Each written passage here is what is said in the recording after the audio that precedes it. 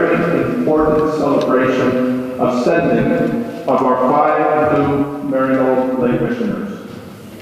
I want to warmly welcome the parents, siblings, and friends of Susan, Teresa, Charles, Wayne, and Juan to the significant celebration, and thank you for the role you have played in bringing each of them to this day. Quiero dar la bienvenida a todos ustedes hoy día y darles gracias por el rol que han jugado en la preparación de Susan, Teresa, Charles, Wayne y Juan en el llegado a este día. I also want to warmly welcome our dedicated staff, our benefactors, returned Maryknoll lay missioners, Maryknoll affiliates, and our brothers from the Maryknoll Society, and all of you around the world that have joined us through live streaming this afternoon. And a very special thanks to our Maryknoll sisters for your welcome today and throughout the semester, and for allowing us to hold this liturgy of sending in your chapel and in your home. Mil gracias a todos. What is sending in the Maryknoll tradition? It is the joyous culmination of a long process of first inviting, then orienting and accompanying each candidate through a discernment process, and then inviting them to join our mission community in a long, sacred tradition of serving others and helping to build a more just and compassionate world. Pope Francis has stressed over and over again the call of each of us to mission from our baptism. Earlier this year, he reminded us that by virtue of our baptism as lay Catholics, we are protagonists in the work of evangelization and human promotion. Each member of the Church is called to missionary discipleship, end of quote. Today we will bless the mission crosses that each new missioner will receive, and we will place those crosses on them. We will then send them forth with our blessings and our commitment to always hold them in prayer and the promise to be there for them. The sending happens today, but the relationship and community continues forever. Let us now stand, begin our liturgy, and welcome our new missioners, Susan, Teresa, Charles, Dwayne, and Juan. We'll begin our celebration with the singing of Here I Am, Lord, which is in your program. And if you find the letter a little bit small, you can find it in the songbook under your chair on number 378. Here I Am, Lord.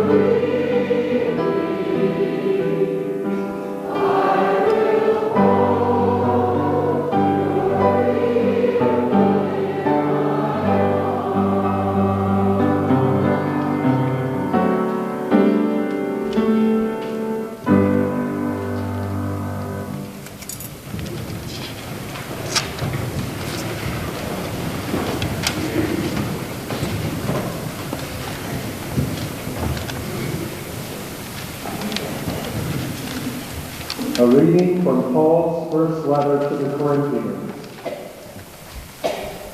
I will show you the way which surpasses all the others. If I speak with human tongues and angelic as well, but do not have love, I am a noisy gong, a clanging cymbal. If I have the gift of prophecy, and with full knowledge comprehend all mysteries, if I have faith great enough to move mountains, but have not love, I am nothing. If I give everything I have to feed the poor and hand over my body to be burned, but have not love, I gain nothing. Love is patient. Love is kind. Love is not jealous. It does not put on airs. It is not snobbish. Love is never rude. It is not self-seeking. It is not prone to anger. Neither does it brood over injuries.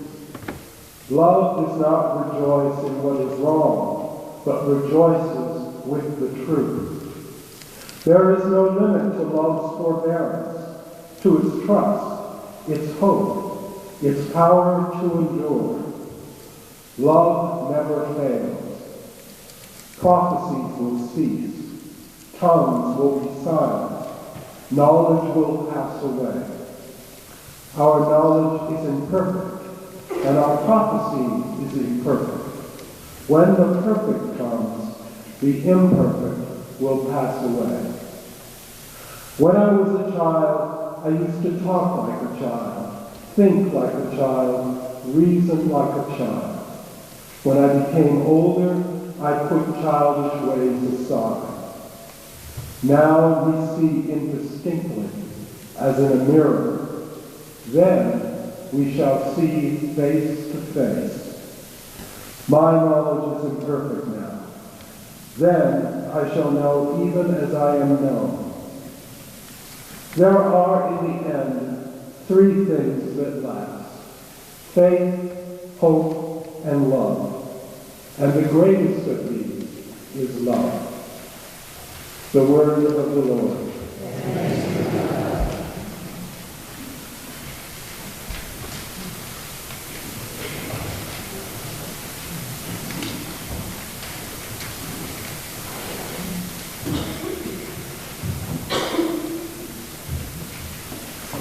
It is my privilege today to introduce our speaker, my colleague, friend, and gifted Commissioner Larry Rich. Larry also has the most overworked guardian angel in the history of Christendom. Throughout his decades of service, Larry has borne witness to the gospel by reading Christ's proclamation of freedom and justice through the wealth of stories of those who are afflicted, held captive, poor, and yet living with hope and courage that calls us all out of blindness. After many years working for justice and peace, Larry went to Peru as a print journalist, and his creative and expansive vision led him to become an award-winning and prolific filmmaker and missionary. The power of Larry's film is his fidelity to the people whose stories he dares to tell. From Lives for Sale, a film about human trafficking that has aired on public television over 200 times, to The Global Banquet, an exploration of world hunger, to Caminante, a 13-part series exploring the rich and diverse cultures of Latin America, and a body of other work. Larry called his audience to see the world differently, a conversion of sight and heart never far behind the images and the stories of his work. While in Peru and at considerable personal risk, Larry worked with SEAPAZ, a Catholic human rights center noted for its broad defense of Peruvians against torture, disappearance, and death at the hands of either the Shining Path or the military during the 1980s and 90s, a period when 60,000 people died in the conflict.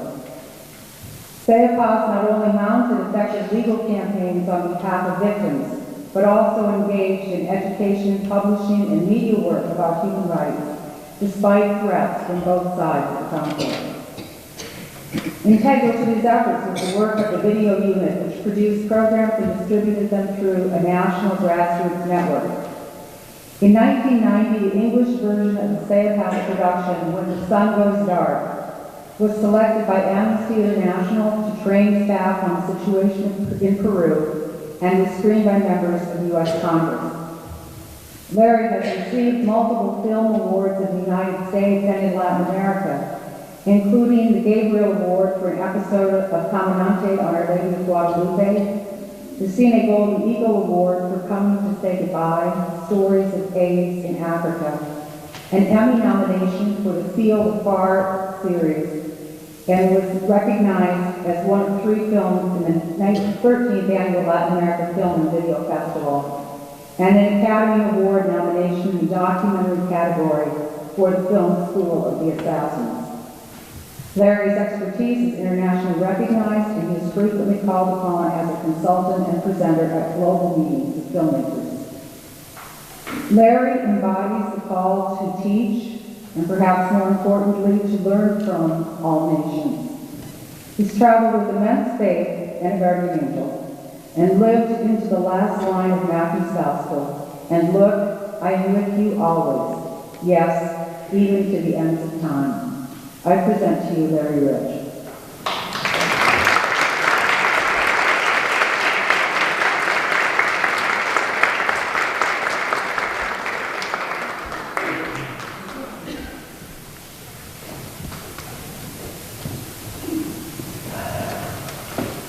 Well, that's a hard act to follow. Thank you, Bruce, very much. And thank all of you for being here today. Mission is a serious endeavor. The danger is, in doing mission, we take ourselves too seriously. So before offering you a serious reflection, in which I will no doubt take myself too seriously, I'd like to offer these insights to our new missioners, none of which are terribly original with me. First, you will have unimaginable misadventures. Remember, no matter how much you may be thinking, I didn't sign up for this, that this will make a great story later on. Second, don't be like the lay missioner who thought that simply living in the barrio was an active, quote, witness. You may, in fact, be only a form of cheap entertainment to folks. This is supposed to be fun. All right, and then third, this is the light part, all right? Third, and last, remember these words from Gustavo Gutierrez, often cited as the father of liberation theology. He once wisely told a friend of ours who was overwhelmed and despairing of the poverty and injustice in Peru, you can lose your faith and get it back, but if you lose your sense of humor, you're finished. This year, Maryknoll is blessed with 5 new lay missioners, all of whom bring to mission rich and varied experiences. Susan, Dwayne, Juan, Charles, and Teresa, each of you in one way or another know what it means to live or work across cultures. That is a capacity that can only deepen the mission. 3 of you have theology degrees, so I have taken great pains to assure the orthodoxy of today's content. The mission setting at Maryknoll is always a moment of excitement and great feeling. For those who are sent, it is a time in which months, perhaps years of anticipation are finally fulfilled. For those of us who have been in mission before, is a day when the passion of mission may be rekindled. For the family and friends of those going overseas, it is a bittersweet moment of both separation, but also one of gratitude for the mutual love between them and those who go. The mission sending, however, is also an affirmation of hope in the face of evil. That's not too dramatic a thing to say, even if we look solely at our own U.S. society. Who of us does not feel that gunning down little children in school is an evil? We sometimes feel we live in very dark times. In fact, there is no place or period in history in which people like ourselves have not despaired that it was the darkest of all times. As John Osborne, as the title's character displayed, Luther say, "We are living in a dangerous time. It could be that this is the most dangerous time since light first broke upon the earth." We don't have to go back as far as the 16th century with Europe riven with its bloody wars of religion and the genocidal conquest of the Americas. Modern history has given us plenty of such dark moments. There are the Nazi death camps, the Khmer Rouge genocide of the Cambodian people, the creation of a generation of orphans by AIDS in Africa. In Peru in the 1980s, people felt caught between two devils, Los Dos Diablos, a repressive military and the Shining Path insurgents. And of course, following 9/11, people in this country experienced deep insecurity and fear previously unknown to them. Yet despite this catalog of evil, there is reason to hope, though not without effort, not without faith and love. In 1980, the year of my group sending ceremony, a pall had descended upon us here at Maryknoll. It was also an occasion when hope was pitted against evil. I'd like to reflect on that for a moment. A little more than a week before the sending ceremony, 4 women, including 2 Maryknoll sisters, Edith Ward and Maura Clark, and Jean Donovan, a lay missioner who was trained here at Maryknoll, along with Sister Dorothy Kazel of Cleveland, were murdered in El Salvador by the military. As Sister Melinda Roca, president of the Maryknoll Sisters at the time, said so eloquently then, we were called to reflect on suffering as both a problem and as a mystery. Suffering is a problem, an evil ring, manifest in the poverty, hunger, illness, torture, and killing of so many people Maryknoll missionaries accompany overseas. In 1980, the evil of suffering was found in the unsung deaths of some 50,000 Salvadorans at the hands of the military regime. But Melinda urged us to embrace suffering as mystery as well. Only then can we be in touch with the depths of our faith. The suffering of Ita, Maura, Jean, and Dorothy was redemptive. Not easily so. But it made real to many in this country who otherwise would not have paid any attention the value of the lives and deaths of the suffering Salvadorans. More than that, it was testament to the hope spoken of by Archbishop Oscar Romero, killed only months before. He said, "This is the hope that inspires us as Christians. We know that every effort to better society, especially when justice and sin are so ingrained, is an effort that God blesses, that God wants, that God demands of us." Those who believe this become signs of hope. Walking miracles, if you will. Proof that we should not give up because God does not give up on the struggle for justice or on us. So while St. Paul today tells us that love is the most important thing, and indeed it is, in the world in which we live, that love must manifest itself in a way that gives people hope. Hope is in healing the suffering. But we must know that even the act of caring for the victims of repression will be seen by some as folly, at best, and dangerous at worst. Paul himself is pretty clear about the tenacity such a vision takes. He says, hope is not hope if it is seen. Now, hope that is seen is not hope. For who hopes for what is seen? We so often learn what such hope means for people we meet along the journey of mission. One former lay missioner I know spoke of how, while serving in Nicaragua, she saw many good people killed by the U.S.-funded Contras. After one too many funerals, she broke down and cried in despair with a Nicaraguan friend. The friend told her, if you don't believe in the resurrection, you shouldn't be here. So it is then that we approach the people and the culture to which we are sent with profound humility. As Max Warren, head of the British Church Missionary Society, wrote way back in 1963, our first task in approaching another people, another culture, another religion, is to take off our shoes, for the place we are approaching is holy. Else we may find ourselves treading on people's dreams. More serious still, we may forget that God was here before our arrival. We have lots to share as persons, no matter where we are, but attitude is everything. When we let go of our assumptions, our expectations, we can be open to seeing the world from the perspective of the other, and then they cease to become other. This forever changes how we evaluate our lives, our decisions, and in time enables us to discover who we really are.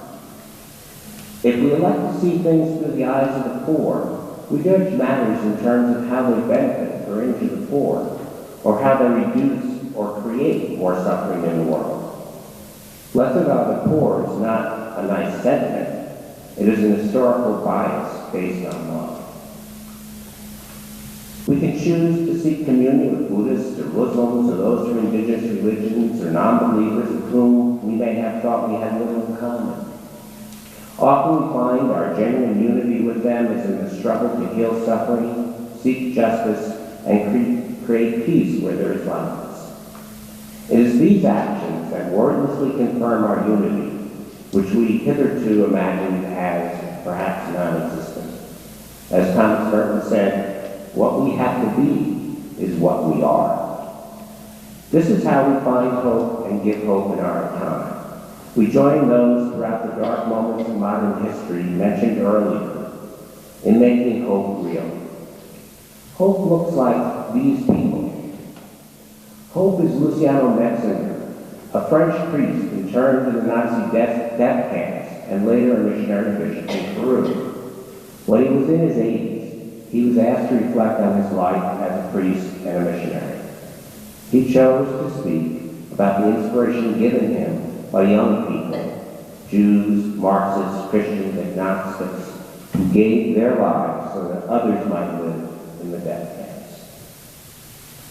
Hope is Aung Soti, a 21-year-old Cambodian who became blind due to vitamin deficiencies caused by the privations of the Khmer Rouge regime, which also killed his father.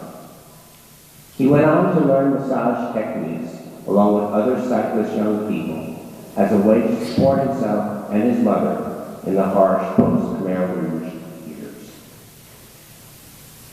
Hope is Benta Aoko, a woman living in Nairobi's Korokocho slum. Despite her own poverty and difficult life, she became a volunteer community health worker, caring tirelessly for those suffering with AIDS. Having lost relatives to the disease, she was apprehensive at first. But Becca wanted to be a nurse when she was young, and is happy now. She said, I can still do what I've always wanted by helping sick people in my neighborhood. Hope is Maria Elena Moyano, a dynamic leader of Peruvian women groups in the poor barrios that provided nutritious meals to neighbors in the 1980s. She was assassinated by the Shining Path, whose contempt for her was demonstrated by dynamiting her body after she fell. At her funeral mass, it was said that they tried to scatter her to the four winds, but that instead they had sown seeds of life. Some 30,000 people, mostly from Lima's slums, marched to the cemetery, despite threats from the Shining Path not to do so. Hope is Phyllis and Orlando Rodriguez, whose only son perished in the Twin Towers on 9/11. They insisted that no war be waged in their son's name and testified against the death penalty for Zacharias Masawa, the so-called Tony Elijah. To this day, they work for tolerance towards Islam and resolution of conflict without war. And so to return to the evil we may see in this country, those of us who remain here have a mission of hope also. That alone is no easy task. We can begin with assuring children that children are safe from guns in our schools, something that is a lot of work in our gun culture. And there's so much more work to do here, given recent events in Ferguson, Staten Island, and Cleveland. I will close here with a story and a poem. At one time, during some of the darkest days in Peru, after so many community leaders, non-governmental organization workers, and some missionaries had been killed, a priest asked in his homily, "Where is God in the midst of all this?" His thinking was at first disconcerting. God, he said, refuses to be party to such evil. God is not to be found there. But then he's affirmed. God can only be present in such situations insofar as we enter fully into them to change them. Hope is in the end a matter of perspective. It depends on through whose eyes we choose to look at the world. Teresa Dowd put it very well. Christ has no body but yours, no hands, no feet but yours. Yours are the eyes with which he looks compassion on this world. Yours are the feet with which he wants to do good. Yours are the hands with which he blesses all the world. Yours are the hands. Yours are the feet. Yours are the eyes. You are his body. Christ has no body now but yours. No hands, no feet on earth but yours.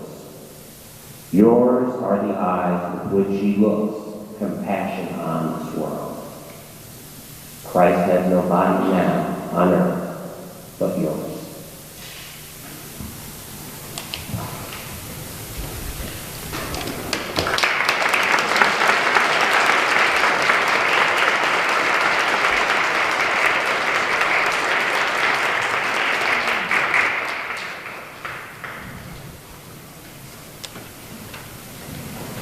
Let us lift grateful hearts to God in prayer. Your love is everlasting. You have called your people to pray always. May we grow in awareness that every thought, word, and deed may be an offering to you. Your love is everlasting. You came in search of the last, the least, and the lost. May we love you in the unwanted, the poor, and the unloved. Your love is everlasting. You have said, do not condemn, and you will not be condemned. Grant us the mercy to build up others as you have built us up. Your love is everlasting. You have promised us the gift of your Holy Spirit. May the light of divine charity burn in your heart and in your throat. Your love is everlasting. You give your abundant love in your church, word, and sacrament. Give us hands and hearts to help to live and share your kingdom. Your love is everlasting. You created the heavens and the earth and all they contain. Reveal to all who seek you the beauty of your presence with us. Your love is everlasting.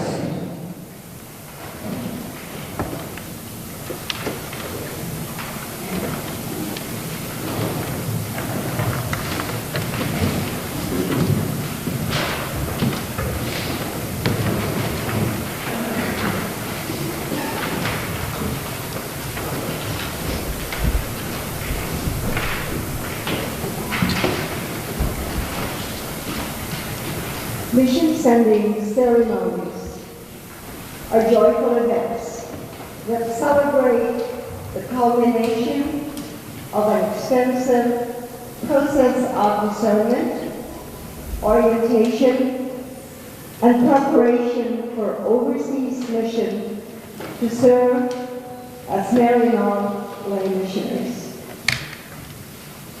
There are 4 elements in this ceremony that have long been a part of the sending forth of new missionaries. They are the calling forth, the mission cross, the commitment prayer, and the blessing. Mission is about calling forth to be sent. Here, the new missionary is called forth in the language of their mission country. The message will be also given in English so that we may understand it and let it touch our hearts.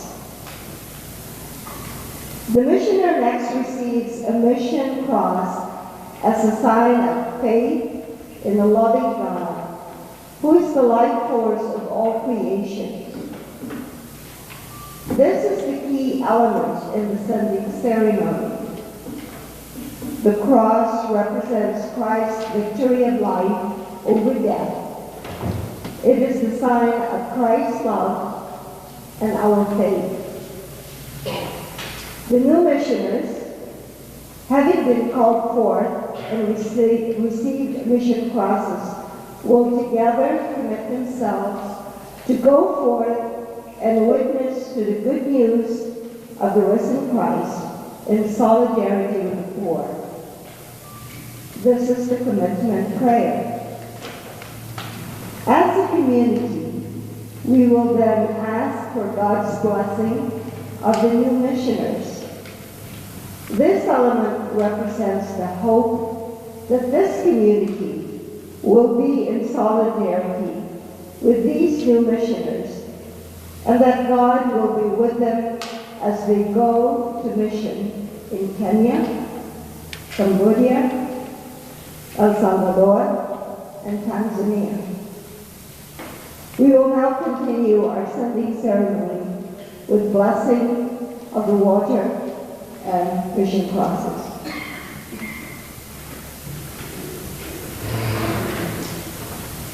Creator God, bless this water, source of life, as a symbol of the Spirit that has filled these new missioners during their time of preparation for formation as Maryknoll missionaries. May it be a source of nourishment and healing for their family and friends, as well as for themselves, as they go forth to the peoples of Cambodia, El Salvador, Kenya, Tanzania.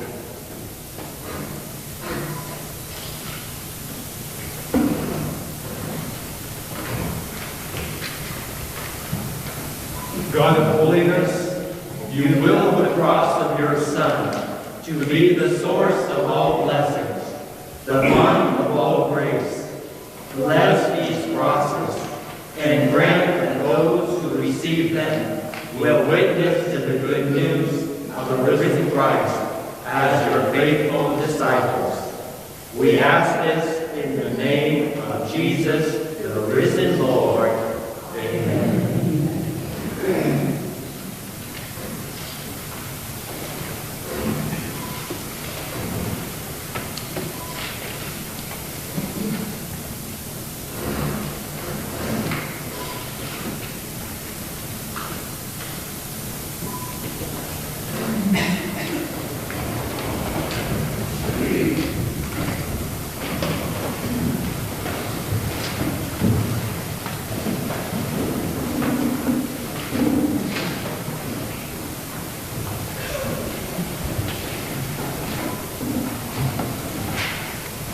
I call forth Charles McCarthy to Cambodia.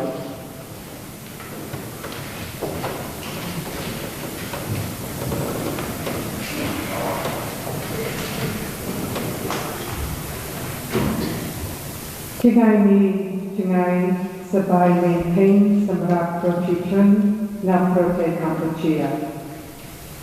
Tingai korom kursa Maryknoll Sahapun Catholic na prote Kampuchea.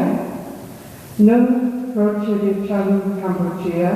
Menu kameng nun menu cha cha. Sum Sakum Baom Pro Charles. Young Kinyon Dang on Knia Vidi Prie Sabai, Pibrua Baom Pro Charles, Sumra Dao Murunau Knia, Tuaka Knia, Snapnau Knia, Giamui Pro Chichun Na Prote Kampuchea, Pisep Nekrai Kra. Pibrua Jang Nian Benutini, Nian Jibit La'ajian Ilau.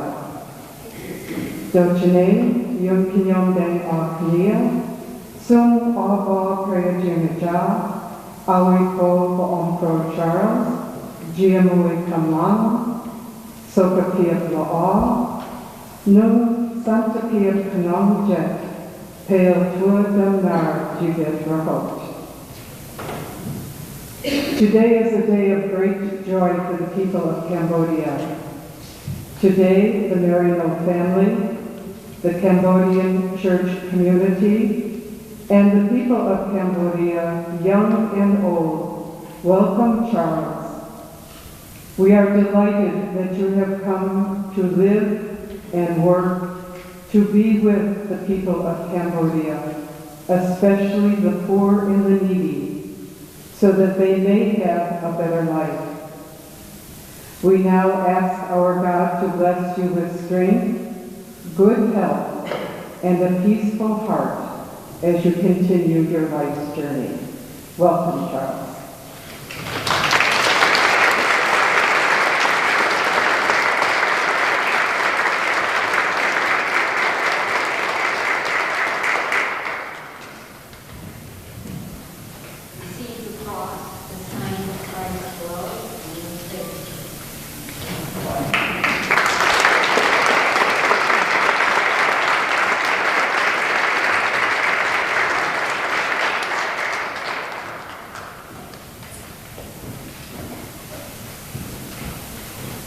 I now call Wayne Hernandez and Juan Gomez to El Salvador.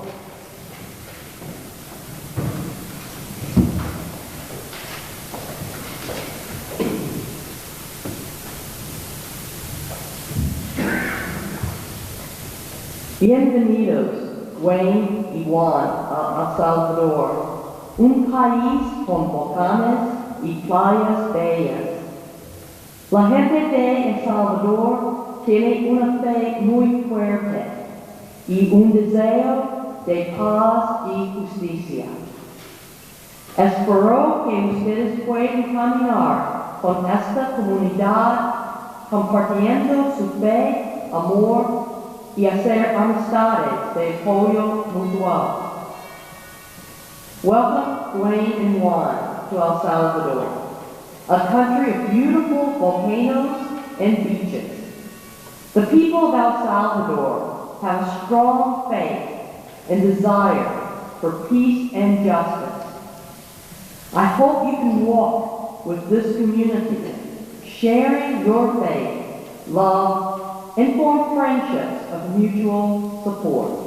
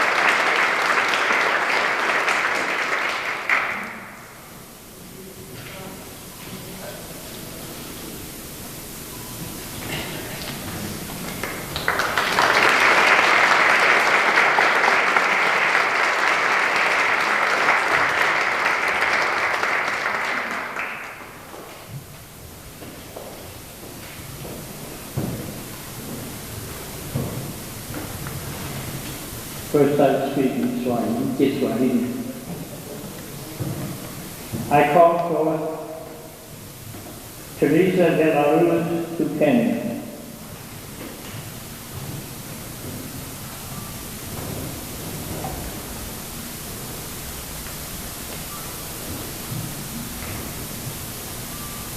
Teresa, karibu Kenya, karibu Mombasa. Familia ya Maryknoll wanakukaribisha kwa shangwe, kukaa, kufanya, kusali. Mungu Baba akubariki, Roho Mtakatifu akushukia uende kutangaza habari njema. It is with great pleasure that the Maryknoll lay missioners serving in Kenya welcome you, Teresa, to join with them in serving the people of God in Mombasa. Teresa, pray as I pray. Come, Holy Spirit. May you always breathe on me. The doors of Mombasa are open. You are being called forth to spread the good news. I ask all of you to continue together.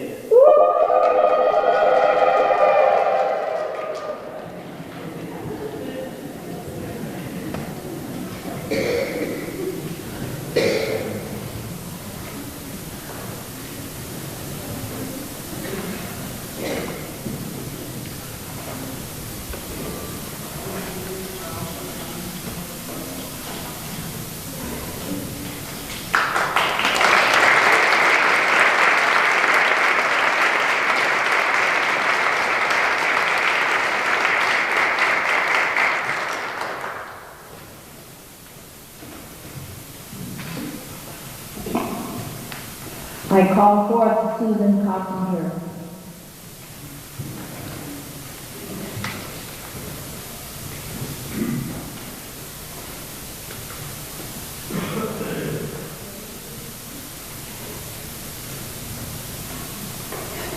Susan, kwa niaba ya maneno wote walioko Tanzania, ni furaha yangu kukukaribisha. Watakupokea kwa furaha kujiunga nao katika kazi ya Mungu. Tanzania ni nchi ya baraka nyingi, pia imejazwa na mambo mengi ya urembo, lakini baraka ya kwanza ni watu wazuri sana. Watakukaribisha kwa furaha. Ukianza kushirikiana nao, watakuwa tayari kukufundisha vitu vingi kuhusu utamaduni wa wenyeji. Tuombe Mungu akubariki. On behalf of all the Maryknoll missioners in Tanzania, the priests, brothers, sisters, lay missioners, and affiliates, I am very pleased to welcome you, Susan, to join them in mission. They and the people will receive you with joy as together you join in service to improve the lives of the beautiful Tanzanian people. You will find them very hospitable and friendly. As you share life with them, they will be ready to help you learn many things about the culture and customs of the people. We send you forth to mission in Tanzania with our blessings and love, and we ask God to guide and bless you all.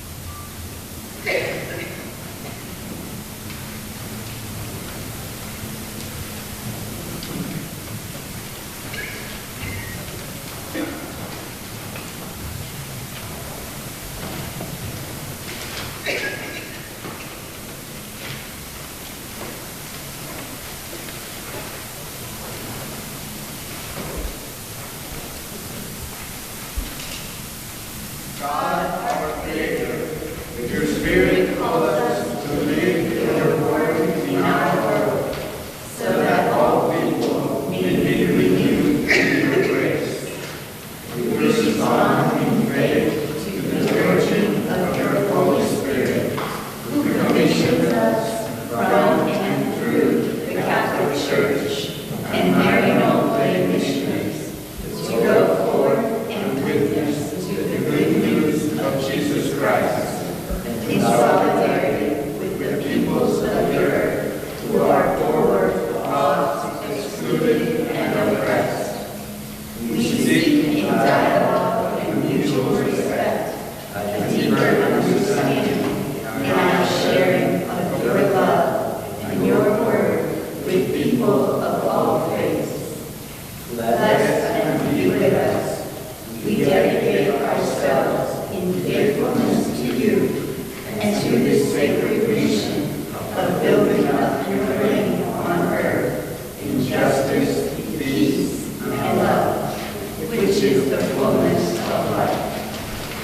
I now invite all of you to please stand and extend your hand over the missioners as we bless them. As we send to the Lord, we pray as the great missioner of all prayer. For this reason, I kneel before God, from whom every family in heaven and on earth is named, and pray that God may grant you, in accord with the riches of God's glory, to be strengthened with power through the Spirit in your inner self, and that Christ may dwell in your hearts through faith, so that you, rooted and grounded in love, may have strength to comprehend with all the holy ones what is the breadth, length, height, and depth, and that you may know the love of Christ that surpasses all knowledge, that you may be filled with all the fullness of God. Glory to God, who is able to accomplish far more than all we can ask or imagine, by the power at work within us. To God be glory in the church and in Christ Jesus, unto all generations, forever and ever. Please be seated for one moment.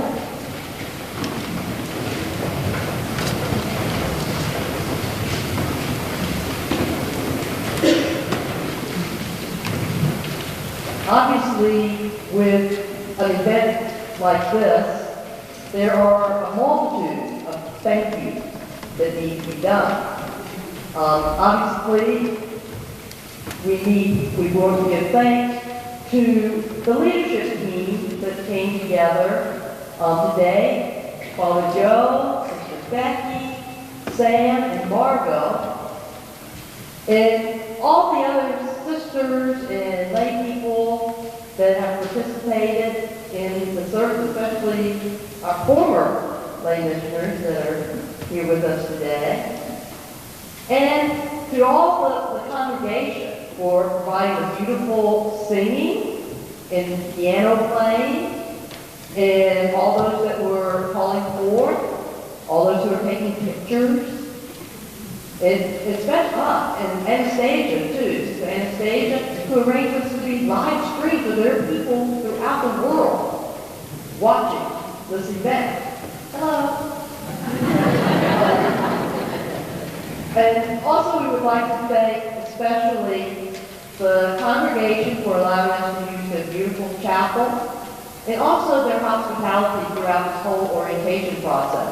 Our two female lay missioners lived here with the sisters, and I'm sure that was an interesting experience for all. A good one. And we also would like to thank everyone at the Maryknoll Society for their hospitality also. We use their facilities a lot for our meetings. And so thanks to everybody who made this year such a success to bring us forth with these fine new missioners. So we also thank them, and we thank God.